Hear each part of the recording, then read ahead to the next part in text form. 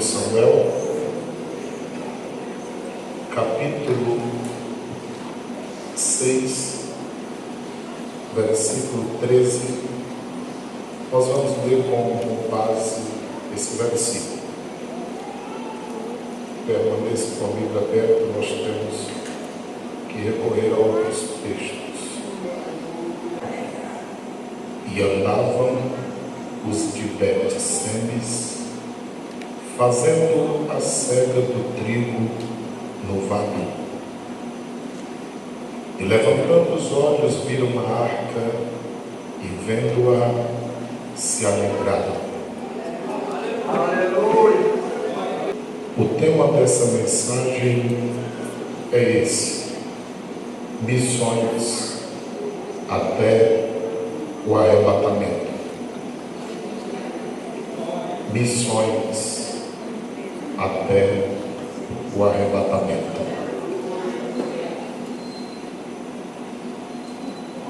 Todos sabem que a arca no Antigo Testamento era símbolo da presença de Deus. Hoje em dia há igrejas que mantêm uma arca no púlpito, mas nós entendemos que não há necessidade, porque a presença já está conosco. A arca era de madeira,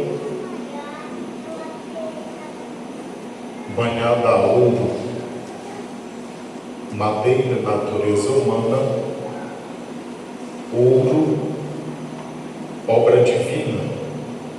Jesus veio como homem, mesmo sendo Deus. Dentro da arca tinha o maná, simbolizando que Jesus é o pão da vida.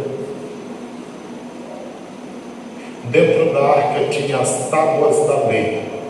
Jesus é o Verbo encarnado, a palavra viva. Dentro da arca tinha a vara de Arão, que floresceu, simbolizando que Jesus haveria de morrer, mas ao terceiro dia ressuscitaria. E assim como aquela vara no Antigo Testamento não só nasceu folhas, mas produziu frutos em uma noite, olha a quantidade de fruto que tem aqui. Então a arca simboliza a presença de Cristo. Mas a arca, por algum tempo, ela foi perdida, foi levada, foi roubada. E aqui nós queremos começar a aplicar a mensagem desta noite, explicando-a, a fim de que toda a igreja entenda. Primeiro lugar, a ausência da presença gera morte. Em primeiro lugar, não esqueçam, a ausência da presença gera morte. Capítulo de número 4 de 1 Samuel. Volte aí nas duas páginas, veja o capítulo 4. Versículo de número 11, está escrito: e foi tomada a arca de Deus, que era a presença de Deus, simbolizando aqueles dias. E os dois filhos de Eli, Ofni e Finéias, o que aconteceu com eles? Sem a presença de Deus na vida é engano, morte, é espiritual. E consequentemente essa morte também poderá ser física. Ora, e morrendo fisicamente sem Deus, aguardará o dia do juízo, quando receberá como recompensa a morte eterna. Tendo em vista que desde o Gênesis está escrito que aquele que pecasse morreria. O salário do pecado é a morte. Ofni e Finéias, filhos de Eli, morreram. Não foram só eles. capítulo 4, versículo 17. Olha aí, versículo 17. Então respondeu o que trazia as novas e disse: Israel fugiu de diante dos filisteus, e houve também grande destroço entre o povo. E além disso, também os teus 2 filhos, Ofni e Finéias, morreram, e a arca foi tomada. Versículo 18 até o 21. E sucedeu que, fazendo ele menção da arca de Deus, ele caiu da cadeira para trás, da banda da porta, e quebrou-se-lhe o pescoço, e morreu. Versículo 19. E havendo sua nora, mulher de Finéias, grávida, e próxima ao parto, ouvindo estas novas, de que a arca de Deus era tomada, e de que o seu sogro e seu marido morreram, encurvou-se e deu à luz, porquanto as dores lhe sobrevieram, e ao tempo em que ia morrendo, ela também morreu. Versículo de número 21. Mas chamou o menino e acabou, dizendo: foi-se a glória de Israel, a arca de Deus foi levada. Observe que só na família sacerdotal morre o sacerdote, morrem os 2 filhos que já faziam o trabalho como levitas, e morre uma das noras. Fica apenas vivo um filho. Mas como o nome significa dizer que a glória de Deus, a presença de Deus se foi, nós não notamos nenhuma expressão deste nome na Bíblia Sagrada, de ascensão, de sucesso. Porque sem a presença de Deus, nada somos. A única coisa que valoriza o ser humano é a presença de Deus. Quando Davi pecou, ele disse: Senhor, não retiras de mim o teu Espírito Santo.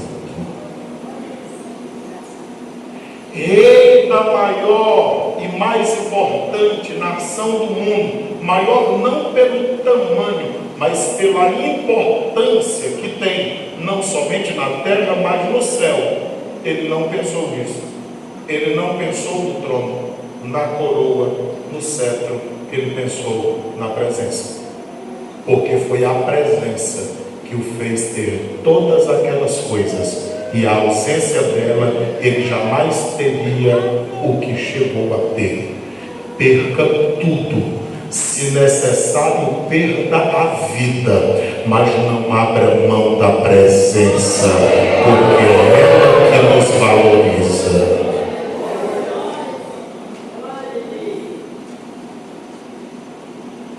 Assim, todo crente descobrisse a importância da presença. Em segundo lugar, a perda da presença afeta a todos. Não pense que alguém perdendo a presença, só ele, só ela são penalizados. Porque se a presença está em nós, e as pessoas em nossa volta são abençoadas por causa da presença, logo, se perdermos a presença, muita gente ficará sem provisão. 1 Samuel capítulo 4, versículo 13. 1 Samuel 4 e 13. E chegando ele, eis que Eli estava assentado sobre uma cadeira, vigiando ao pé do caminho, porquanto o seu coração estava tremendo pela arca de Deus, pela presença de Deus. Entrando, pois, aquele homem a anunciar isto na cidade, o que aconteceu, igreja? A presença era para o povo de Israel, era conduzida pelos sacerdotes. Quem tinha a responsabilidade de cuidar eram os levitas, mas quando a arca foi tirada, a cidade inteira gritava. Por mais que o mundo nos tente ridicularizar, criticar, por mais que governos queiram fechar as portas da igreja de Cristo, por mais que as pessoas levantem-se contra o povo de Deus, no dia que a igreja for tirada da terra, haverá gritos de pavores. As pessoas correrão para os templos dizendo: cadê os crentes? Cadê os crentes? O que foi que aconteceu? A glória foi tirada. A presença de Cristo sairá da terra, porque a presença dele ainda está aqui, por causa da igreja, que é sal da terra, que é luz do mundo, é a noiva do Cordeiro, são representantes de Cristo. Mas daqui a pouco nós vamos sair daqui, e quando a igreja sair, as cidades gritarão em desespero por falta da presença. Terceiro lugar, as trevas sempre ruirão diante do fulgor da luz da verdade. Terceiro lugar, as trevas sempre ruirão diante do fulgor da luz da verdade. Já existem pessoas que têm temor, vergonha de falarem a palavra de Deus, porque as trevas são tão densas, e às vezes até no nosso meio, que alguém fica como que a pensar: se eu falar isso, ferirei alguém, se eu falar aquilo, eu colocarei alguém em desconforto, se eu falar isto, vão torcer pela minha derrota.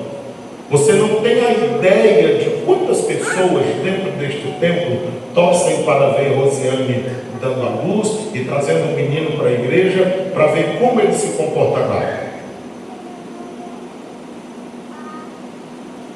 Você não tem ideia da quantidade de pessoas que dizem: Isabel já tem 12 anos, quero ver quando ela estiver, o que é que esse besta vai fazer? O que é que ele vai falar?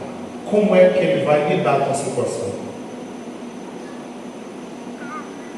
Então, falar a verdade atrai todas estas coisas.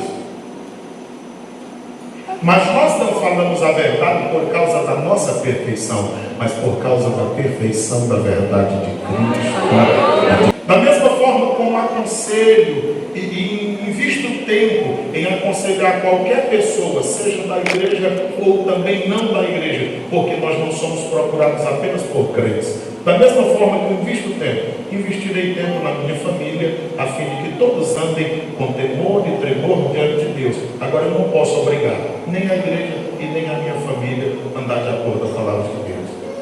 Eu sei que eu estou decidido a fazer o que Deus quer que eu faça.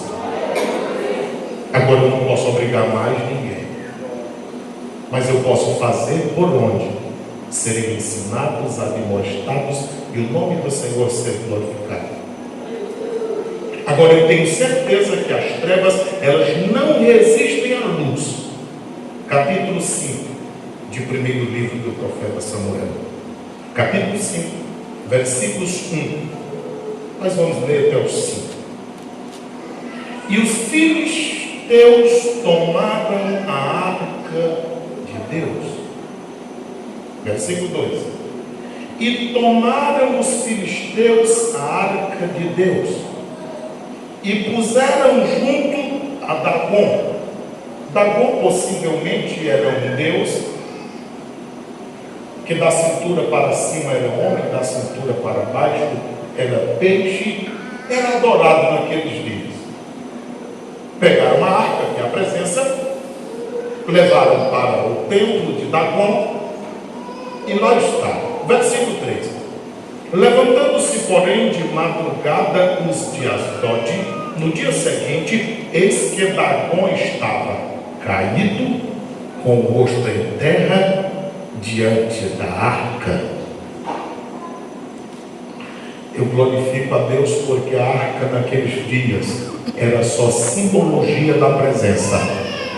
Dagon não tem olhos para ver, não tem nariz para cheirar, não tem boca para falar. Era apenas uma estátua, mas diante da presença de Deus, até a estátua se prostra, porque Ele governa no céu, Ele governa na terra, Ele governa nos mares, Ele governa no inferno, mas a presença de Deus domina no universo.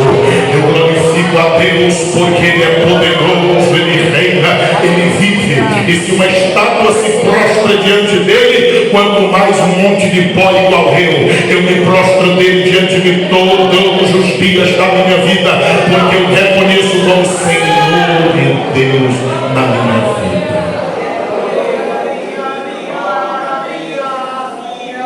Versículo 3, última parte. Cometeram erro, tornaram Apolo no seu lugar. Quem? Dagon. Versículo 4.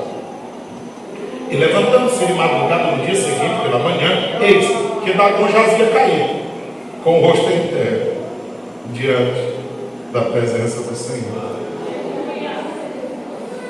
A cabeça de Dagon estava para um lado, as palmas das mãos estavam para o outro, tudo cortado, e um anjo lá no batente da porta. Somente ficou o tronco. Eu fico encabulado porque as mãos vai bater próximo ao limiar da porta. Isso não é doutrina bíblica, mas eu encontro no Novo Testamento dizendo o seguinte: Jesus é a porta. A porta ali era do templo, mas Jesus é a porta no Novo Testamento. Outra vez Dagon se prostra diante da arca e as suas mãos estavam no limiar da porta, porque Dagon nada podia fazer, mas a porta está aberta para todos quando quiserem entrar, e Jesus está dizendo: pode vir, os cansados e oprimidos, que eu vou aliviar vocês. A presença estava lá e tudo estava curvado diante da presença. Glória a Deus por isso. Por isso, até os dias em que a Bíblia Sagrada foi escrita, não se pisava o limiar das portas no território dos filisteus, por causa daquilo que acontecia. Em quarto lugar, o juízo sobre os que não aceitam a presença. Deus não obriga ninguém. Mas diz Romanos capítulo 1, versículo 24, 26 e 28, que depois de Deus ter se revelado dos versículos 18 a seguir, até o versículo 20, os homens não quiseram reconhecer. No versículo 21, não deram glória a Deus. No versículo 22 e 23, começaram a adorar os homens. Aí o Senhor, 24, 26 e 28 de Romanos, capítulo 1, a Bíblia diz que Deus os entregou. Deus não obriga ninguém a seguir.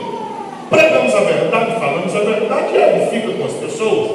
Agora, se você decide resistir à presença, o Senhor também não tem compromisso com você, nem comigo, nem conosco, porque tudo depende da presença. O texto sagrado mostra o juízo de Deus sobre os que não aceitam a presença, aqueles que rejeitam a presença. Capítulo 5, versículo 6, olha aí. Porém, a mão do Senhor se agravou sobre os de Asdod, os assolou e os feriu com que igreja? Hemorroides. Por quê? No livro de Deuteronômio, no capítulo de número 28, existem 14 versículos de bênção, mas existem 54 de maldição. Porque se a bênção de Deus está conosco, não precisa de muita coisa, mas também se a mão do Senhor sai de cima de nós para nos proteger, aí tem tudo quanto é peste. É no capítulo de número 28 e no versículo de número 27 de Deuteronômio que está escrito que haveria de aparecer coceira, pira, tudo enquanto ia terminar na hemorroida. Ou seja, às vezes as pessoas não investem tempo em buscar a presença, em viver na presença, porque acha que é complicado ter a presença, mas quem não tem a presença acaba caçando sarna para se coçar. Coisa boa é ter a presença na vida, porque ainda que sejam grandes e dificultosos os problemas que surjam, quando a presença está conosco, Ele resolve tudo, e o nome do Senhor é glorificado na vida de cada um de nós. Versículo de número 9. Olha o que acontece com quem rejeita a presença. 5:9. E sucedeu que desde que rodearam com ela, a mão do Senhor veio contra aquela cidade. Uma cidade agora está em prejuízo porque rejeitaram a presença. Com muito grave vexação, ou terror, espanto, feriu os homens daquela cidade, desde a criança até o adulto, e eles estavam cheios de hemorroidas nas partes secretas. Que coisa! Agora eles estavam complicados, só por falta da presença. Em quinto lugar, o sagrado, de forma ilegal, é maldição. Há muitas pessoas que alguém pensa que é crente na igreja. É só um pensamento. Somente o Espírito de Deus sabe quem de verdade o é. Há pessoas que fingem tão bem ser uma coisa na igreja, que as pessoas que não têm o Espírito de Deus pensam que elas são. Não são.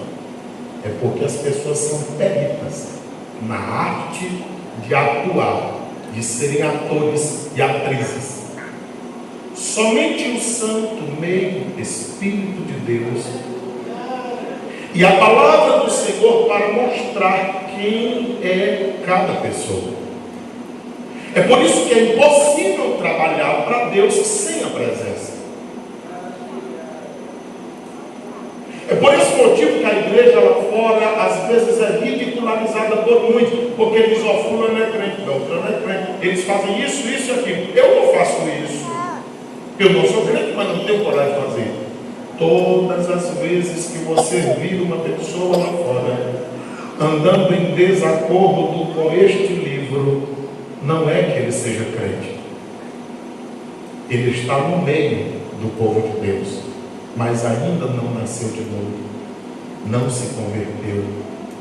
E se você viver a olhar para a vida destes, eles irão para o inferno, porque o inimigo os introduziu aqui apenas para escandalizar a sua vida, e você acabará por ir ao inferno também, porque se escandalizou com a vida deles.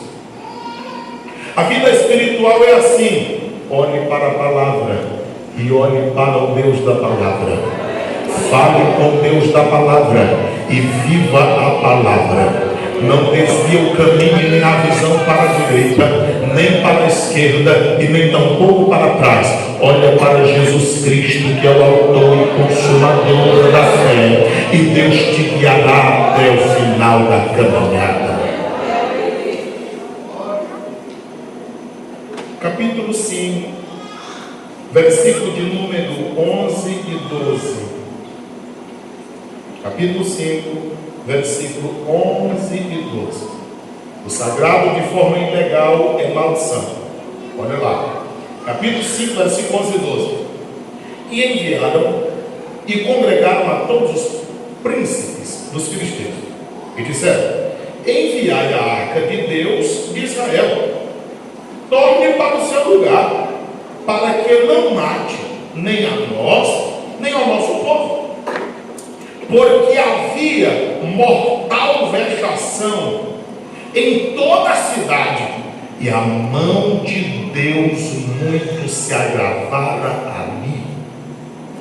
E os homens que não morriam, porque a praga estava matando gente, eram tão feridos com hemorroidas que o clamor da cidade subiu até onde? Até quem não era crente clamou. Porque existem momentos na vida que alguém pode escolher se clama ou se não clama a Deus, mas tem momentos da vida que a pessoa não tem outra opção: ou clama a Deus ou se acaba, porque chega momentos da vida que a única saída é Deus, a única saída é Deus, e a humanidade precisa reconhecer que somente Ele é o Senhor. E o Salmo 33, 12 diz que é feliz a nação que reconhece isso. É feliz. Infelizmente muitos são os que não querem seguir. Levítico capítulo 10, nós não vamos ler, pregamos há poucos dias em um congresso aqui, nos versículos 1 e 2, estava lá Nadab e Abiú, que de uma forma irreverente, e eu fico feliz com aquele texto, porque eu já olhei em todos os que falam sobre Nadab e Abiú, nenhum deles dizem qual foi a situação específica que eles cometeram. Alguém diz, pode ter sido vinho. Está escrito? Não, é suposição. Alguém diz, eles chegaram lá irreverentemente. Está escrito? Não, são suposições. Alguém diz, pode ter sido pecado. Sim, mas você não anda com a treina no bolso, diminuindo ou aumentando o pecado. Que tamanho era o pecado que eles cometeram? Grande, médio, pequeno, como é? Está escrito? Não, também não está. Fica o alerta para nós, como nós não sabemos o que ele cometeu, tratemos de viver uma vida de santificação na presença de Deus, tendo em vista que nós não temos nem ideia do que eles fizeram. O que está escrito é que o fogo era estranho, e quando eles entraram, eles foram consumidos pela presença, eles foram destruídos na hora. Fica a lição, porque no Novo Testamento também acontece a mesma coisa. Foi com Ananias e Safira. Deus está dizendo o que a Amós? Malaquias 3 e 6. Eu sou o Senhor e não mudo. Está dizendo em Hebreus 13 e 8. Ele é o mesmo ontem, hoje e sempre. Então pronto, o Senhor não muda, a palavra não muda, nós não precisamos mudar essa mensagem do Evangelho de nosso Senhor Jesus Cristo. Em sexto lugar, preferem se afastar a se converterem. Eu visitei um jovem a semana passada e eu disse, vamos entregar a vida a Cristo. Ele disse, já fui crente. E por que não é mais? Ele disse, eu fui ver um negócio que não convinha na praça, e quando eu cheguei à noite no culto, o pastor disse, quem estava lá vendo aquele negócio é porque não é crente. Aí eu saí da igreja porque eu estava lá vendo, e eu disse, qual era o mais fácil? Era você deixar de ver e mostrar que era crente, ou sair só porque alguém disse que não era? Eu disse, meu irmão, só fez revelar o que já estava no coração. De verdade não era. Porque Pedro andava com Jesus. Irmão do céu, Jesus eu fico imaginando. E Jesus disse, Pedro, o diabo falou comigo. Ele pediu para te peneirar como peneira o trigo. E Pedro disse, o senhor deixou? Ele disse, não, não é crente. Agora quando tu te converteres, fala isso botou a viola na sacola e acabou a conversa. A decepção de Pedro ao negar Cristo foi tão grande que Cristo poderia ter dito: diga aos discípulos que eu vou para Galileia. Mas ele diz aos discípulos e a Pedro. Pedro era ou não era discípulo? Ele poderia ter cometido a mesma besteira que fez Judas, por causa do remorso que estava em seu coração. Mas ele disse: Jesus, diga aos discípulos e a Pedro, ou seja, eu não desisto de ninguém. O Senhor não desistiu de você.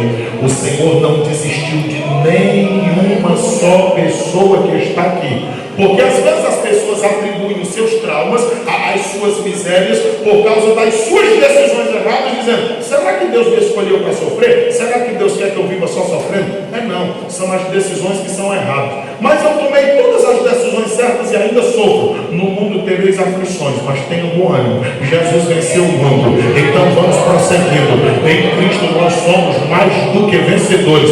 A espada não nos separa de Cristo, a morte não nos separa de Cristo, a altura não nos separa de Cristo, a profundidade não nos separa de Cristo, a fome, a nudez, a sede, nada nos separa de Cristo, porque todos os dias nós estamos nos aproximando mais do dia de nosso Senhor Jesus Cristo, porque Ele vem e nós precisamos fazer alguma coisa enquanto Ele não chega. Capítulo 5, versículo de número 7, 10 a 12. Preferem se afastar a se converter. Olha aí o capítulo 5, 7. Vendo então os homens de Asdod que assim era, disseram: não fique conosco a arca do Deus de Israel, pois a sua mão é dura sobre nós e sobre Dagom, nosso Deus. Aí o versículo de número 10. Então enviaram a arca de Deus a Ecrom.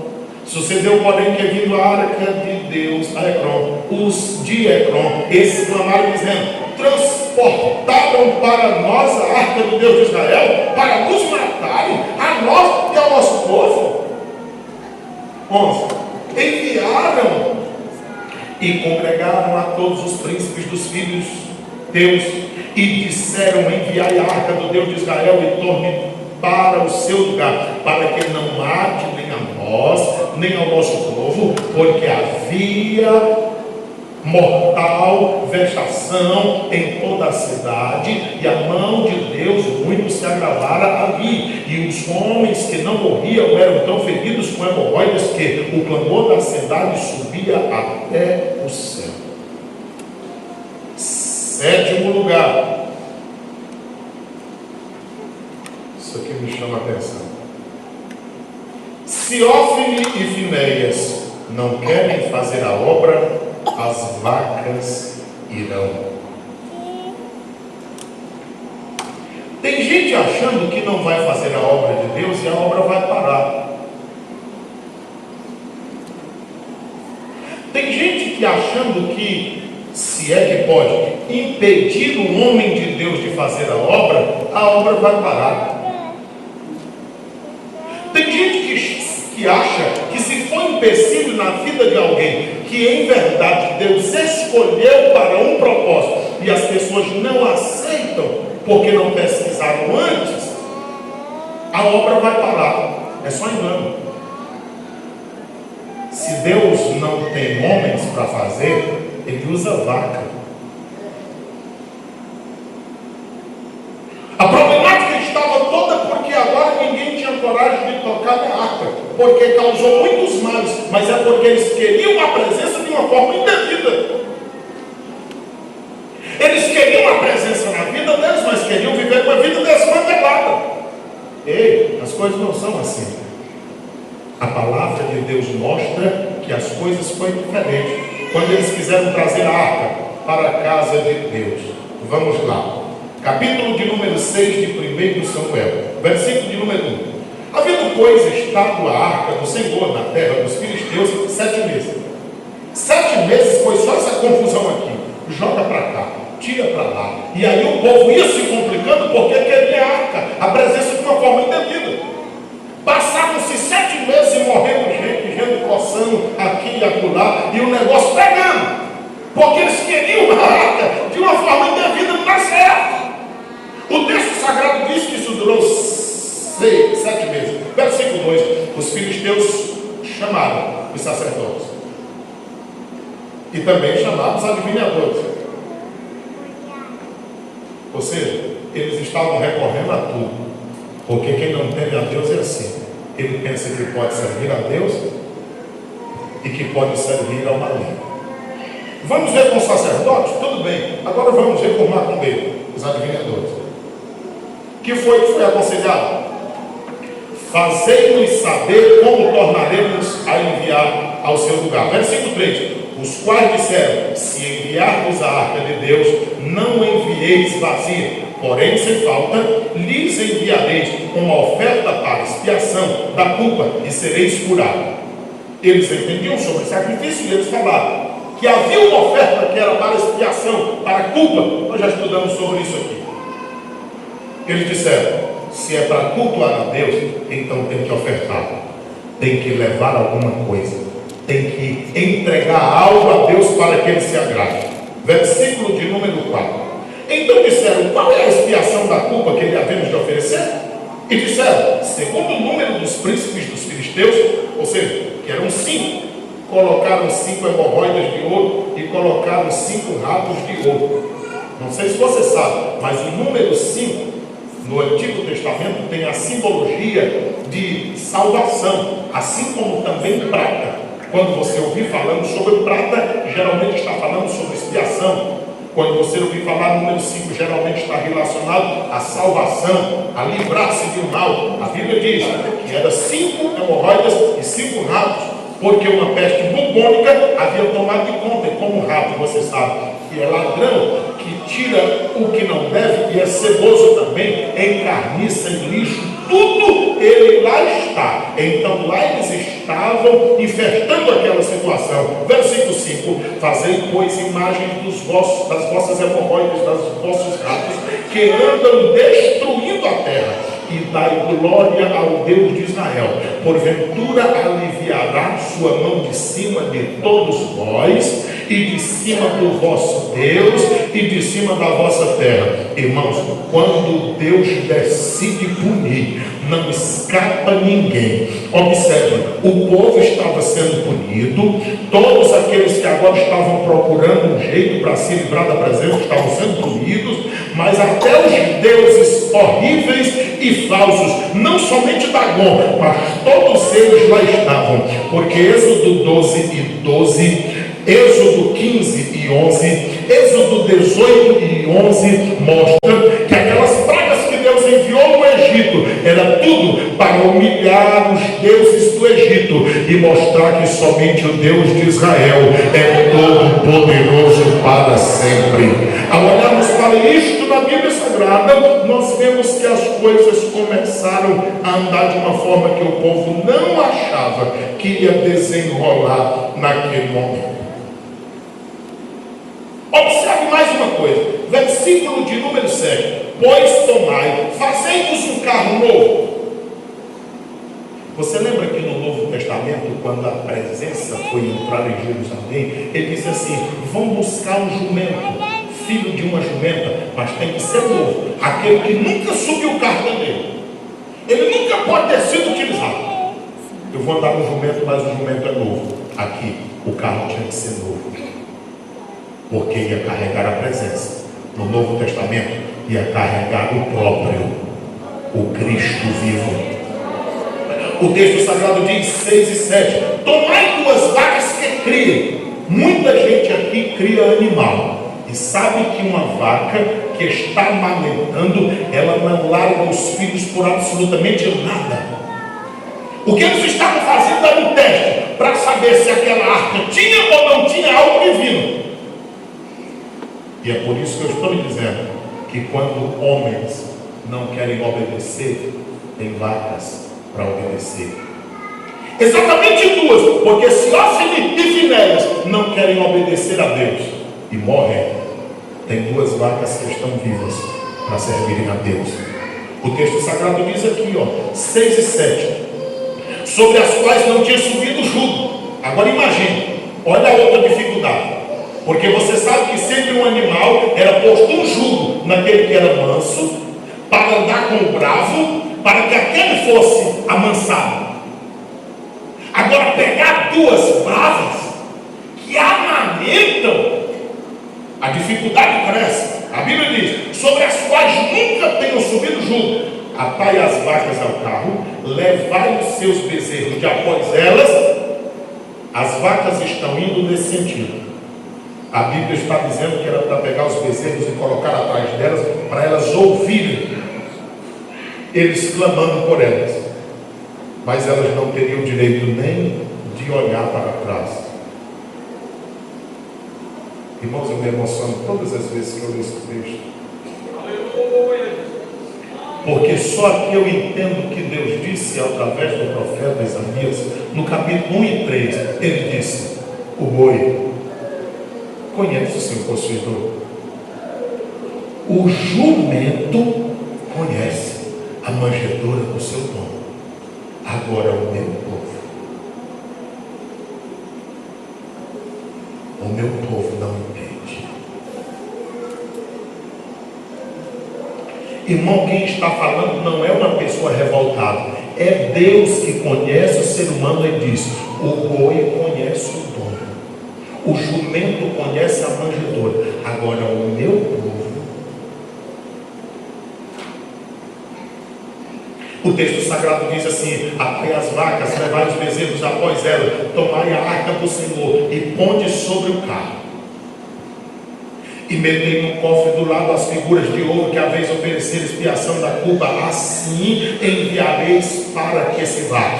Vede então, e subi pelo caminho nos termos de Bet-Semes.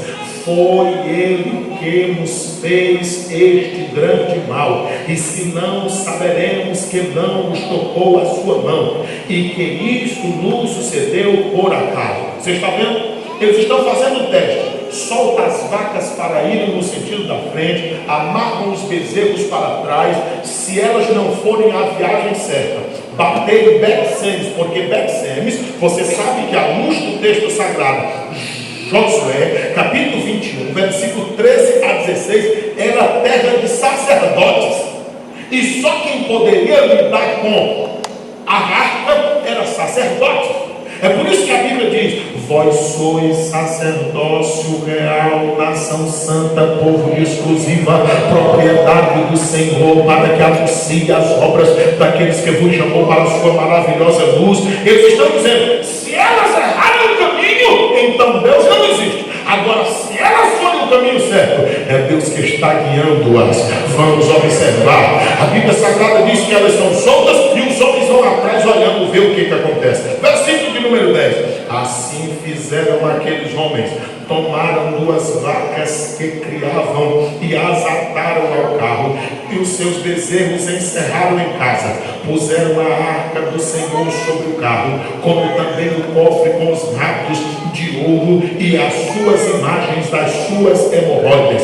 Então as vacas se encaminharam diretamente, irmãos, não tinha como variar, elas foram diretamente pelo caminho de Bet-Semes. Elas seguiram o mesmo caminho, elas iam andando e berrando. Se elas fossem gente, elas iam andando e chorando, porque aquele que sai andando e chorando, levando a preciosa semente, voltará sem dúvida consigo, trazendo os seus molhos. Oh, glória ao nome do Senhor Jesus. Elas iam andando e berrando, e sem se desviarem nem para a direita e nem para a esquerda. Será que não era melhor Deus ter uma igreja só de vaca, porque elas são obedientes, do que ter uma igreja de gente ruim, rebelde, que não tem a Deus? A Bíblia diz que elas iam direitinho, elas não desviavam nem para a direita nem para a esquerda. Os príncipes dos filisteus foram atrás delas até os tempos de Bet-Semes. Chegou. Tem jeito. Se o que é que isso tudo tem a ver com missões? Tudo. É impossível você fazer a obra sem a presença. É É impossível você andar no caminho direto sem sair nem para um lado nem para o outro. É impossível você fazer a obra quando você está pensando nas coisas materiais que pode aparentemente estar perdendo. É impossível você seguir o caminho que Deus quer que você siga se você estiver pensando no que ficou para trás. Irmão, somente a presença pode fazer isso. E agora é o texto em que nós queremos meditar. O que é missões? Oitavo lugar. O que é missões? Está bem aqui, ó. Versículo 13. E andavam. Missões é movimento do Espírito, irmão. Atos 1:8 diz: e recebereis poder ao descer sobre vós o Espírito Santo, e seríeis testemunhas, tanto em Jerusalém como em toda a Judéia e Samaria e até os confins da terra. Missões é movimento do Espírito. Letra B. O que é missões? É ação do Espírito. Olha aqui o versículo 13. E os de Bet-Semes, que era uma cidade sacerdotal, fazendo. Missões é a ação do Espírito.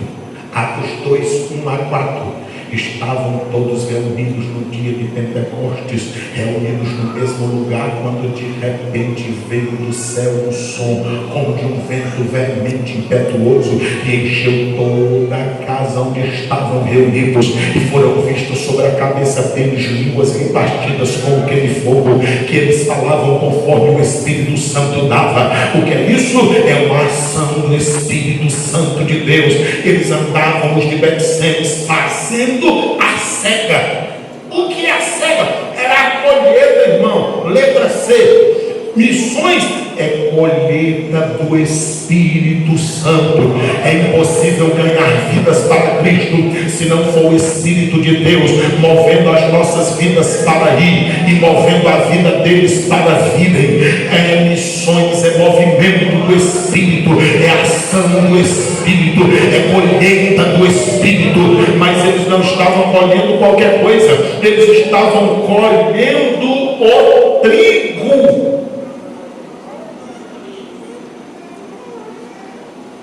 Você já viu na Bíblia que o grão de trigo caiu na terra, se ficar vivo nada nasce, mas se morrer produz muito? João 12:24-25 estava falando do próprio Cristo.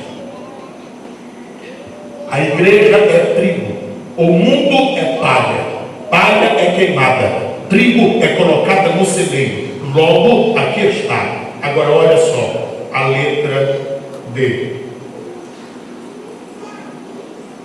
Eles estavam na cega do trigo, no vale. Missões só se faz direcionado pelo Espírito.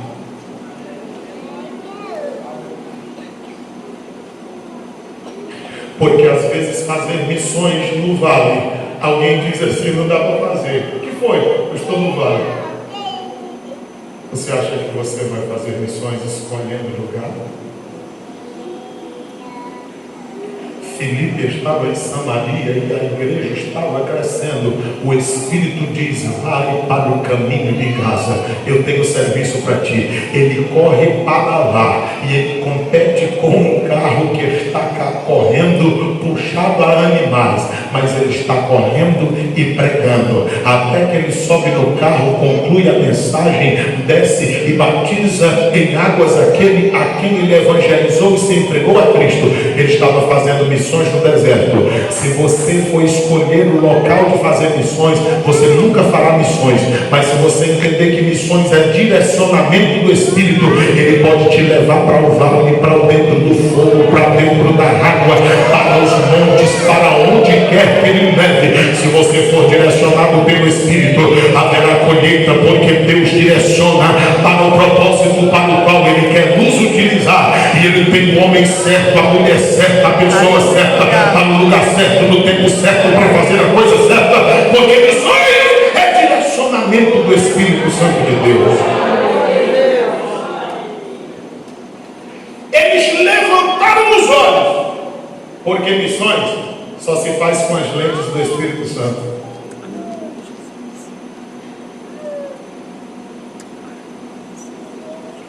Atos 9, 10 a 13. O Senhor fala com Ananias e diz: vai lá, Paulo. Aí ele diz: Senhor, esse homem é ruim. Ele para mim. É um vaso precioso. A gente só faz missões se as lentes forem do Espírito Santo, porque você vê o perdido, achado, você vê o miserável na presença de Deus, você vê o doente curado, você vê o perdido achado, você vê o que não era sendo alguma coisa, porque missões é trabalho específico do Espírito Santo de Deus na vida da humanidade. Eles levantaram os olhos, para quê? Para ver, levantaram e viram. Missões é a visão do Espírito Santo. Tem muita gente dizendo que tem coração missionário, quer fazer missões. Isso é mentira. Quem quer fazer está fazendo. Quem quer fazer pode não fazer tanto quanto gostaria de fazer, mas não para de fazer. Você quer saber se alguém quer fazer missões? Tira o cargo, tira o título, tira o nome, e aí você verá se essa pessoa tem um coração de missões. É mentira.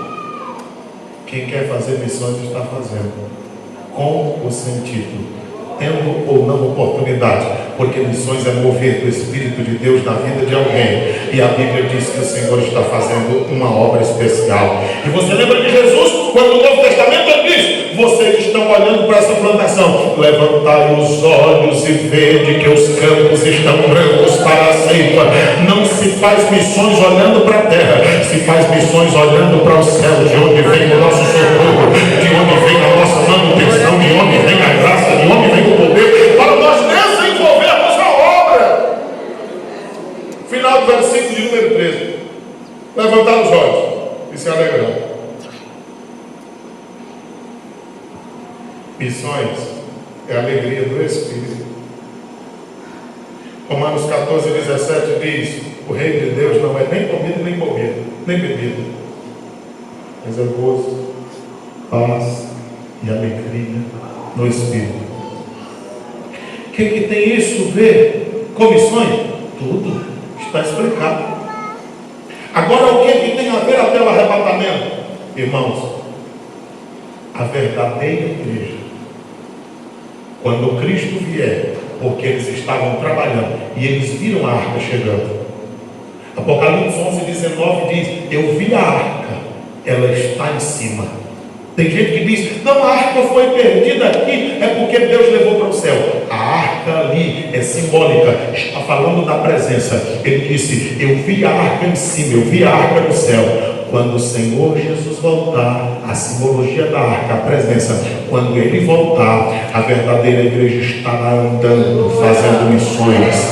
Ela estará fazendo a cega, ela estará na colheita, ela estará no trigo, fazendo o que deve ser feito. Ela poderá estar até no vale, dizendo: eita, mas está difícil. Mas quando a gente olhar, opa, o que foi que aconteceu, nós lembraremos do hino cantado: valeu apenas esperar, valeu apenas confiar, valeu a pena consagrar e entregar a vida a Deus, porque embora nós estejamos no vale, mas naquele dia nós ouviremos o chamado do nosso mestre e nós subiremos ao encontro do Senhor dos ares. A Bíblia diz que voltando os olhos viram uma arca e vendo se alegraram.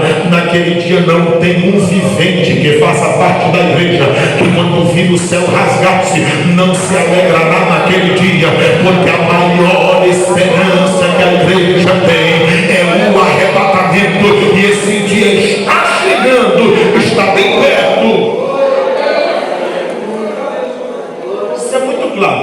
Depois do arrebatamento, grande tribulação. Se você continuar lendo esse texto, eu não vou ler mais porque o nosso tempo se foi. Se você continuar lendo esse texto, você vai ver que cerca de 70 homens morreram. Esse texto aqui fala de 50.070 homens, mas Betsêmes era um lugar muito pequeno. Como no hebraico eles não tinham números e eles usavam letras para simbolizar números, provavelmente não é 50.000, está no versículo de número 19. Certamente foram 70 homens. Não me importa quantos foram, eu estou só lhe dizendo isso para que você não pense que é uma nova revelação quando ouvir algum besta por aí falando. Eu estou lhe dizendo isso, é que houve destruição. Quando a igreja for tirada da terra, a haverá uma destruição sem precedentes, mas nós já estaremos nas mansões celestiais, adorando e glorificando ao Senhor nosso Deus. Quantos entenderam esta palavra? Digam amém.